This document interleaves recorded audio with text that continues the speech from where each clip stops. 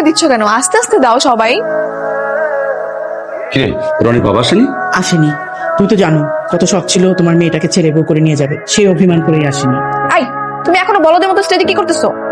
না, ওই যে মাত্র হলুদ দিচ্ছি তো, হলুদ দেওয়া শেষে তারপর গোসল করবো। তোমার সাথে আমার কি কথা ছিল? হ্যাঁ, তোমার কথা ছিল না তুমি আমার আগে হলুদ শেষ করবা? তাড়াতাড়ি প্রোগ্রাম শেষ করে গোসল দিয়ে নাও, আমি একটু পর কল দিব। আচ্ছা ঠিক আছে। কি রে, কে হবু জামার সাথে এমন করে কথা বলছে কেন? কেন তুই জানিস না? কে তেমনই জামাইটা বিয়ে করতে চায় নাই, ও জোর করে জামাইটা রাজি করাইছে। কি বলিস? আসলে কিরে রনি, হলুদ দিয়েছিস? না। তো কোথায় কোথায় ঘুরছিস বাবা, জানো হলুদ দে। আই, আর কে কে আছেন আমাকে হলুদ লাগাবেন?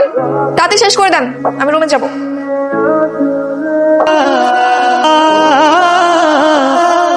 হ্যালো, কিরে বন্ধু, কই তুই? কোথায় আবার? তুই জানিস না কোথায় আছে? কাজিনের বিয়েতে তোকে এত করে থাকতে বললাম, তুই চলে গেলি। শুধুই কি কাজিন, নাকি তো সে ছোট্টবেলার ক্রাশ কাজিন? দেখিস কান্নাকাটি করি বা কি লাভ, দেখার মতো তো কেউ নেই। আচ্ছা, বিয়ে কি হয়ে গেছে? বরযাত্রী এখনো আসেনি, আসলে বিয়েটা হয়ে যাবে। বন্ধু এখনো কিন্তু সময় আছে, তুই চাইলে তো মনে কথাটা খুলে বলতে পারিস। বলে আর লাভ নেই রে, ওর পছন্দের ছেলের সাথে ওর বিয়েটা হচ্ছে, আমার প্রতি ওর কোনো ইন্টারেস্টই নেই।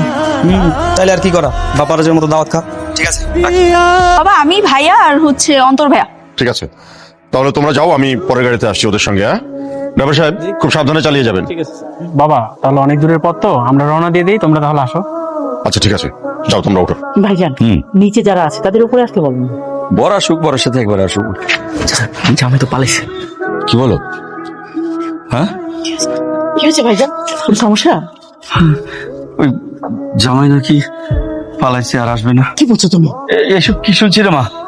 কি হয়েছে? মানে বর মেহেদি নাকি পালাইছে, মানে মানে গাড়ি করে আমাদের এদিকে আসার জন্য রওনা হয়েছিল, কিন্তু এদিকে না আসেনি, অন্য কোথাও চলে গেছে। এদিকে ফোনটাও বন্ধ পাচ্ছি, আমার মনে হয় ওরা আর আসবেই না। আমি জানতাম এরকমই কিছু একটা হবে, ছেলে যে পালাবে এটা আমি আগে আন্দাজ করছিলাম। আরে জোর করে কি বিয়ে শাদী হয়?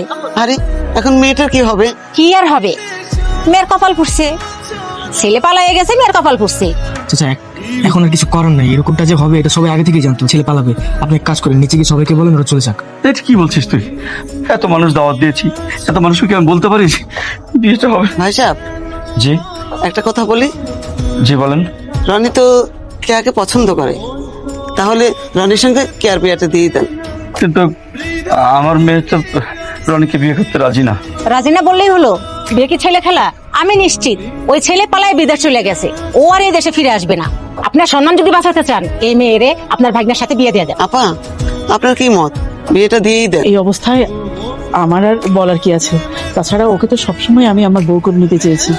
এখন ভাইজান যদি বলে রাজি থাকে, আর ও যদি রাজি থাকে, তুই কি বলিস রনি? দেখেন, ইয়া যদি রাজি থাকে তাহলে আমার কোনো আপত্তি নেই, আমি রাজি। কি রে মা? আমি রাজি। আলহামদুলিল্লাহ, আলহামদুলিল্লাহ, ইজ্জতের মালিক আল্লাহ। ভাইজান, তুমি একটা কাজ করো, নিচে যারা আছেন তাদের উপরে আসতে বলো, আর কাজী সাহেব এসেছে কিনা তাও দেখো, তাহলে তাড়াতাড়ি বিয়েটা করো। কাজী সাহেব তো অনেক আগে আসছে, যা যা সবকে ডাকতে ডাকতে কাজী সাহেব অনেক আগে আসছে। কাজী সাহেব, আল্লাহ যা করে ভালোর জন্যই করে, পরিস্থিতি যেমনই হোক। আজ তুমি আমার ওয়াইফ, তোমার দায়িত্ব যখন নিয়েছি, দায়িত্বটা ভালো মতো পালন করার চেষ্টা করবো। তুমি না মন খারাপ করে থেকো না। কে আবা, কে আবা? মানে ভাই খবর শুনছেন? কি হয়েছে?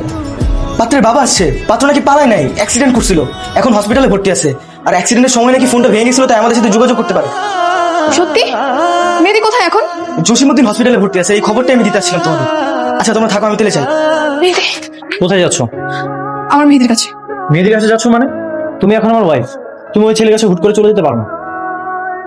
যেতে পারি না মানে? তুমি কি পাগল? হ্যাঁ, যেই ছেলের সাথে আমার বিয়ে হওয়ার কথা ছিল সে এখন অ্যাক্সিডেন্ট করে হসপিটালে, আর আমি কি এখন তোমার সাথে বাসর করবো? আশা করবে কিনা সেটা পরের কথা, এখন আমাদের বিয়ে হয়ে গেছে, তুমি কোথাও যেতে পারবে না। তুমি কি চাও? হ্যাঁ, আমি তোমার সাথে এখন বসে সংসার করি? অবশ্যই, বিয়েটা কোনো ছেলে খেলাম, মানে সব রীতিনীতি মেনে আমাদের বিয়েটা হয়েছে। তুমি আমাকে কবুল করেছো আর আমি তোমাকে, এটা তুমি অস্বীকার করতে পারবে? হ্যাঁ পারবো, কারণ আমি মন থেকে কবুল বলিনি, আর তোমাকে আমি এখনো স্বামীর কোনো অধিকার দেইনি। যতক্ষণ না পর্যন্ত আমি তোমাকে কোনো অধিকার দিব, ততক্ষণ একদম আমার উপর কোনো অধিকার খাটানোর চেষ্টা করবা না। কে ধরো? এই ছাড়ো। আঙ্কেল, মেহেদি কোথায়? ওর কি হয়েছে? কিভাবে অ্যাক্সিডেন্ট হলো আঙ্কেল? ও এখন কেমন আছে? কেমন আছে আমি কিছুই জানি না, ডাক্তার সাহেব আসলে সবকিছু জানতে পারবো। দেখি প্লিজ একটু সাইড। ডাক্তার সাহেব, ভিতরে আমার ছেলের অবস্থা এখন কেমন? আচ্ছা শুনুন, পেশেন্টের অবস্থা খুবই সিরিয়াস, মানে মাথার মধ্যে প্রচন্ড আঘাত পেয়েছে। রিপোর্ট না আসা পর্যন্ত আমরা আসলে কিছু বলতে পারছি না। আমি কি একটু ভিতরে যাবো? না না, এখনো ট্রিটমেন্ট চলতেছে, ভিতরে যাওয়া যাবে না। আর প্লিজ পেশেন্টের সাথে একদম থাকে, বাকিটা আল্লাহ ভরসা। আপা চল এখন বাসে চলে যাই। না আমি যাবো না। আপা বাসা থেকে অনেকবার ফোন দিচ্ছে, তুই এখন চল বাসে চলে যাই, পরে আমি তোকে না হয় দেখা করতে মিস পাবো। যাও মা, তুমি বাসায় চলে যাও। কিরে কিছু লাগবে? কেয়া কোথায়? কি আর ছাদে গেছে? চাটা কেয়াকে দিয়ে। মা এখন আমি কি করব? কি আর করবি, যা হবার তা তো হয়েই গেছে। মেয়েটা সাময়িকভাবে কষ্ট পাচ্ছে, 2 দিন পরে ঠিক হয়ে যাবে। ঠিক হবে তোমার? হবে, তুই ওকে একটু বোঝা, দেখবি সব ঠিক হয়ে গেছে। আর ভাগ্যকে তো মেনে নিতে হবে, ভাগ্যে যা আছে তাই হবে। কে তোমার জন্য চা এনেছি। দেখো কে, আমি আসলে আমার ডিভোর্স চাই। মানে আমি কি উর্দুতে কিছু বললাম? না মানে ডিভোর্স কেন? আমার চাই মানে চাই। চলো লয়ার কাছে, আজকের মধ্যে সবকিছু ব্যবস্থা করে ফেল। এইসব তুমি কি বলছো? এটা কখনো হয় নাকি? বিয়ের একদিনের পরে ডিভোর্স? লোকে শুনলে তো হাসাহাসি করবে। আমার বিয়ের একটা অ্যাক্সিডেন্ট ছিল, আমি মেহেদিকে এখনো ভালোবাসি, আর ওকে বিয়ে করতে চাই। তোমাদের ওটা না ভালোবাসা ছিল না, তোমার সাইড থেকে একতরফা পছন্দ ছিল। তুমি তো মেয়েদিকে জোর করে বিয়ে করতে যাচ্ছিলে, ও তো তোমাকে পছন্দ করে না। আই তোমাকে বলছে, ও এসে বলছে যে ও আমাকে পছন্দ করে না। দেখো কে, যা হওয়ার তা তো হয়ে গেছে। আমার ফ্রেন্ড সার্কেল, ফ্যামিলি সবাই জানে তুমি এখন আমার ওয়াইফ।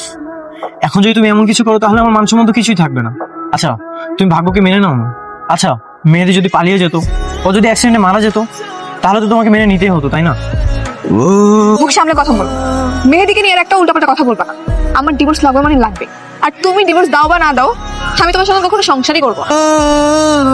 আল্লাহর রহমতে তুই এখন বিপদমুক্ত। তার বলেছে তোকে এখন বাড়িতে নিয়ে যাওয়া যাবে। বাবা কে নাকি বিয়ে করে নিয়েছে? হ্যাঁ, আঙ্কেল আসসালামু আলাইকুম। ওয়ালাইকুম আসসালাম। এই কেমন আছো তুমি? এখন একটু ভালো। আঙ্কেল ডক্টর কি বলেছে?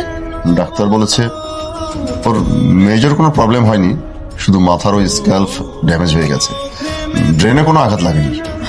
যাক আলহামদুলিল্লাহ। পুরোপুরি সুস্থ হতে কতদিন লাগবে?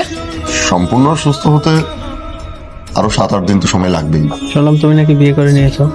না, ওটা একটা অ্যাক্সিডেন্ট ছিল। তুমি সেদিন আসতে লেট করছিলে, আর বাসার সবাই বলা বলি করছিল তুমি নাকি পালিয়ে গেছো।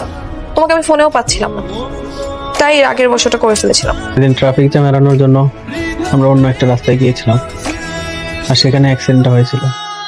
এমন একটা জায়গায় অ্যাক্সিডেন্ট হয়েছে, খবরটা পৌঁছাতে অনেক দেরি হয়ে গেছে। আচ্ছা যা হওয়ার হয়ে গেছে, তুমি এবার তাদের সুস্থ হয়ে ওঠো, তারপরে আমাদের বিয়ে এসে নাই আবার বাঁচবে।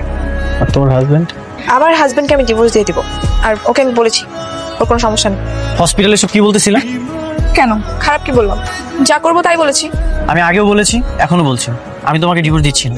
ডিভোর্স তোমাকে দিতেই হবে। কি আর ডিভোর্সটা না কোনো ছেলে খেলা না। তুমি এটাকে যতটা সহজ ভাবছো ততটা সহজ না। আমি এত কিছু বুঝি না। মেহেদি সুস্থ হয়ে উঠতেছে, আমার ডিভোর্স লাগবে, তুমি ব্যবস্থা করো। কে? সবাই জানে আমি তোমার হাজবেন্ড, তুমি আমার বিয়ে করা বউ। তুমি এসবের পড়া না করলেও আমি করি। লাইফে আনএক্সপেক্টেড অনেক কিছুই হয়, আমিও মেনে নিয়েছি, তুমিও মেনে নাও প্লিজ। শোনো, এসব ইমোশনাল কথাবার্তা শোনার মুড আমার নেই। তোমার আমাকে ডিভোর্স দিতেই হবে, আর এটাই ফাইনাল। আর তুমি যদি ডিভোর্স নাও দাও, আমি এমনিই চলে যাবো, কেউ আটকাতে পারবে না। কি শুনছি রে? কেয়া নাকি তোকে ডিভোর্স দিতে চায়? হ্যাঁ মামা। কিরে তুই কিছু বলিস নি কেয়াকে? কি বলবো আমি? সংসার করবে কেয়া, আমাদের বলা না বলার কি আছে বলো ভাইয়া? ঠিক আছে, কিছু বলাও লাগবে না, কিছু করাও লাগবে না। বিয়ে যখন হয়ে গেছে, রনির সাথেই কেয়া সংসার করবে। ব্যাস। না বাবা, তোমরা সবাই মিলে আমার সঙ্গে চিট করেছো, আমাকে মিথ্যা কথা বলেছো। তোমরা বলেছিলে মেহেদি নাকি পালিয়ে গেছে, আর এই কথা শুনেই আমি বিয়েতে রাজি হয়েছিলাম। এখন তো সবটাই সবার সামনে ক্লিয়ার, তো এখন কেন দ্বিমত করছো? দ্বিমত করার তো কিছু নেই।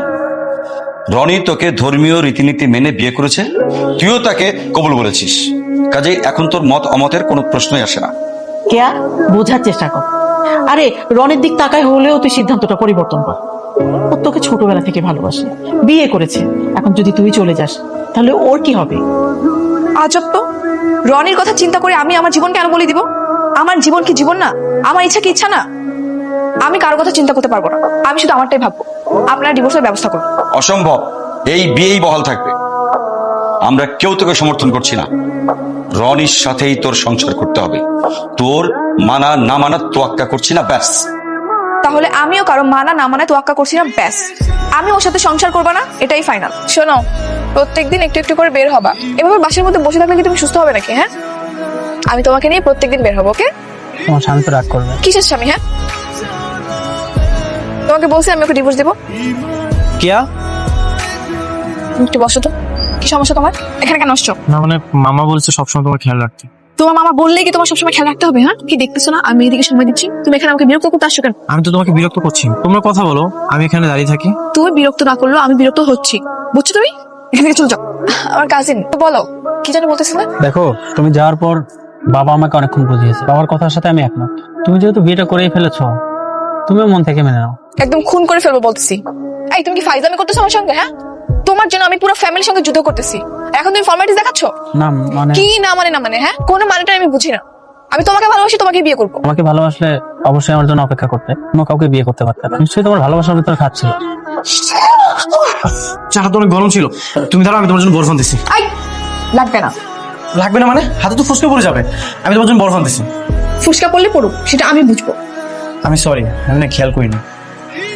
এই তোমাকে এইসব আদিক্ষেতা দেখাতে কে বলছে? হ্যাঁ, আমি কি তোমাকে বলেছি আমার জন্য কফি বানিয়ে নিয়ে আসো? এমনিতেই মন চাইলো, এই জন্যই তোমার জন্য কফি বানিয়ে নিয়ে। শোনো, আমার সাথে না সব ভালোবাসা দেখাইতে আসবে না। আমি শুধুমাত্র তোমার কাজিন, ওকে? রনি, এই রনি, বলো মা। কেয়াকে নিয়ে এসে খেতে বসো। ও খাবে না, আমি ওকে ডেকেছিলাম। খাবারটা খেয়ে নাও, সারাদিন তো কিছুই খাওনি। আমি খাবো না, লাইট অফ করে শুয়ে পড়ো। খেয়ে নাও, না খেলে তোমার শরীর খারাপ করবে। তোমাকে বলছি না এসব আদিক্ষেতার ভালোবাসা দেখাতে আসবে না। এটা ভালোবাসা দেখানো, এটা আমার দায়িত্ব। ঠিক আছে, খাবারটা রেখে গেলাম, খেয়ে নিও। আমার কাছে দাও, আমি খাইয়ে দিচ্ছি। আচ্ছা, রাগ তো আমার উপর, নিজের উপর কেন রাগ দেখাচ্ছ? নাও, না হলে তোমার শরীর খারাপ করবে। মনে আছে ছোটবেলায় তুমি হাতে মেহেদি দিতে আর আমি তোমাকে খাইয়ে দিতাম? মনে করো এখন আমরা ছোটবেলায় আছি। মনে আছে ছোটবেলায় একবার তোমারও হাত ভেঙে গিয়েছিল? হ্যাঁ মনে আছে, তুমি আমাকে নানু বাসায় গাছে তুলে দিয়েছিলে আম পাড়ার জন্য। গাছ থেকে পড়ে যেয়ে আমার হাতটা ভেঙে যায়।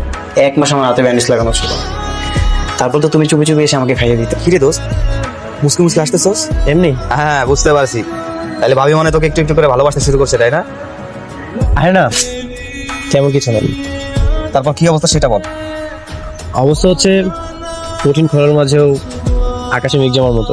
বৃষ্টি হতেও পারে, আবার নাও হতে পারে। আরে হবে হবে, বৃষ্টি অবশ্যই হবে। সে ছোটবেলা থেকে তুই যাকে ভালোবাসিস, যাকে নিয়ে তুই স্বপ্ন দেখেছিস, তার ছোটবেলা সমস্ত স্মৃতিগুলো আলমারি ভর্তি করে রেখেছিস, সে অবশ্যই তোকে বুঝবে। সে তো জানেই না আমি তাকে ছোটবেলা থেকে এতটা ভালোবাসতাম। এখনো মনে করে কাজিন হিসেবে ওকে আমি কেয়ার করি। ভালোবাসাটা না তার কাছে সুস্পষ্ট নয়। তাহলে স্পষ্ট করে দে, তাকে বলে দে তোর অনুমতির কথা, তোর ভালোবাসার কথা। দেখবি সবকিছু ক্লিয়ার হয়ে যাচ্ছে। বলে দিলে কি হবে? কি হবে মানে? তার মনটা নরম হবে, পজিটিভ কিছু আসবে, দেখবি ভালো কিছু হবে। ঠিক আছে, আমি আজই বলে দিই। কি ব্যাপার, সেজে গুজে বসে আছো, কোথাও যাচ্ছ? হ্যাঁ। আজকে আমি তোমাকে একটা জিনিস দেখাবো। আমাদের ছোটবেলার একটা মেমোরি এখন আমার কাছে আছে। দাঁড়াও, নিয়ে আসি। দাঁড়াও, তার আগে এটা দেখো। কি এটা? Divorce letter. তুমি আমাকে বলেছিলে না এত সহজে নাকি ডিভোর্স দেওয়া যাবে না? দেখো, আমি বের করে ফেলেছি। আসসালামু আলাইকুম আঙ্কেল। ওয়ালাইকুম আসসালাম। আঙ্কেল, মেহেদি কোথায়? ওকে একটু ডাকেন না। আমি সবকিছু ছেড়ে চলে আসছি। আমি এখন মেহেদিকে বিয়ে করবো। তুমি চাইলেই তো হবে না। মানে তুমি কি কখনো দেখেছো বিয়ে একজন করে? বিয়ে দুজনকেই করতে হয় এবং সেই বিয়েতে দুজনেরই সম্মতি থাকতে হয়। হ্যাঁ আঙ্কেল, আমার আর মেহেদির দুজনেরই তো সম্মতি আছে, এই জন্যই তো আমি সবকিছু ছেড়ে চলে আসছি। না, নেই। এই বিয়েতে মেহেদির কোনো সম্মতি নেই। মেহেদি, আঙ্কেল এসব কি বলতেছে? তুমি নাকি আমি বিয়ে করবো না? আমি তো সবকিছু ছেড়ে চলে আসছি তোমার জন্য। তুমি কিছু বলো আঙ্কেলকে।